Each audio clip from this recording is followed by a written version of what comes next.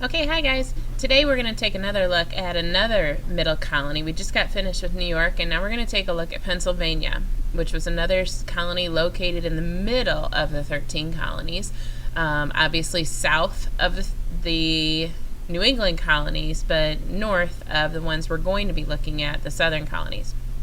So Pennsylvania, it was a middle colony, and it says here that the middle colony of Pennsylvania was granted to an English Quaker named William Penn in 1681.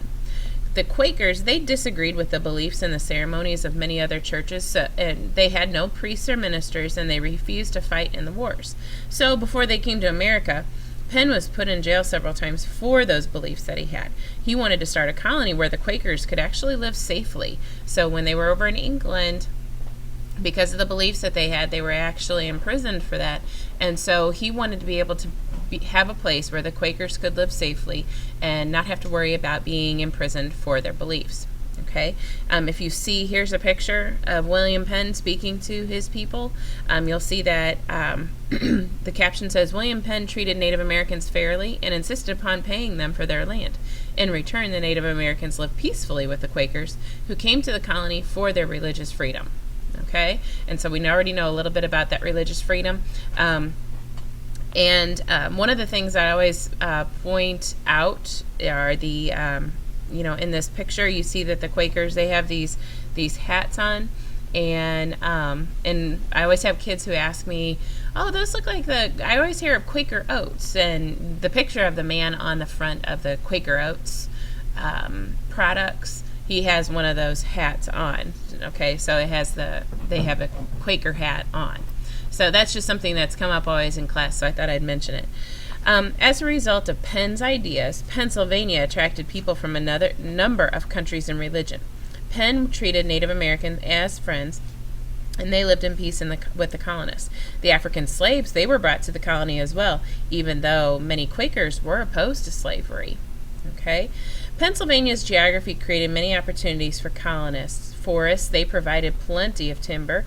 Here, I'm going to stop here for a second and adjust the camera so you guys can see a little bit better. And scoot over. Okay, there we go. Pennsylvania's geography created many opportunities for the colonists. The Delaware River Valley had rich soil for farming. Minerals such as iron and coal, they were plentiful. Rivers provided easy transportation, and the winters were cold and snowy, but did not discourage those colonists from going there. Okay, so here you have a little bit about the climate of Pennsylvania, and think about how it compares and is similar or different to the colonies that we've studied so far.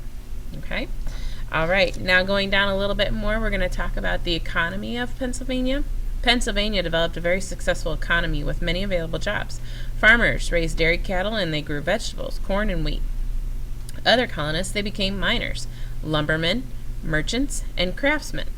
Pennsylvania became known as the best poor man's colony because the taxes were lower and there were no special church taxes. At that same time, many Quaker merchants and farmers became quite wealthy.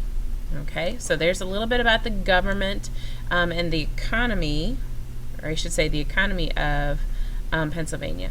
Now the last paragraph we're going to read about is their actual government, how they chose to set up their rulemaking, their lawmaking, and the people that kind of headed up the government. Pennsylvania's government included a governor and a provincial council that made the laws. A General Assembly met to pass or to reject these laws.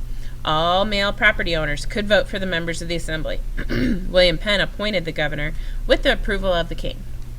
So as long as the king said it was okay, then William Penn was able to appoint the governor. If you were a male property owner, then you could vote for the members of the General Assembly.